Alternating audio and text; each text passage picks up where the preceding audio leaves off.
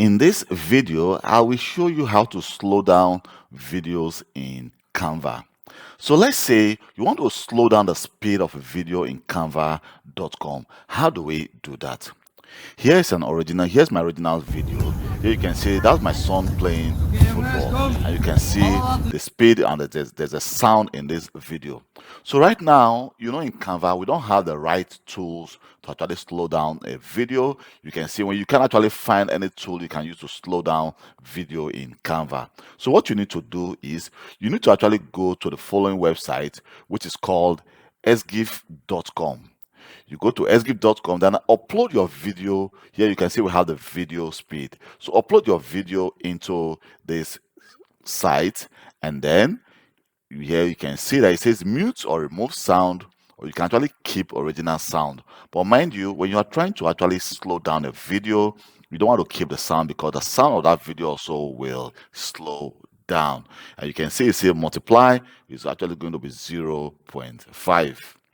So now what we need to do right now, you can actually also increase, put it 0.10 or 0.15.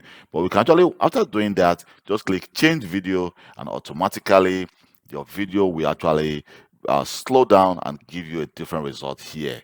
So if I just play this video, you can see it becomes very slow. So what you need to do is click save, and your video will be saved to your download or to your desktop or to your laptop or desktop computer.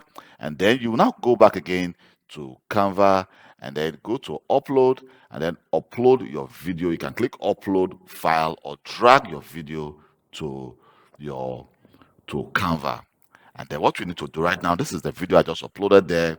You can now just move this video and paste it there.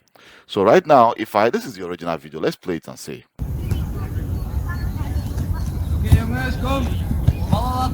And this is a video which of course has been slow. You can see everything now is now getting slow, and the sound also has been removed.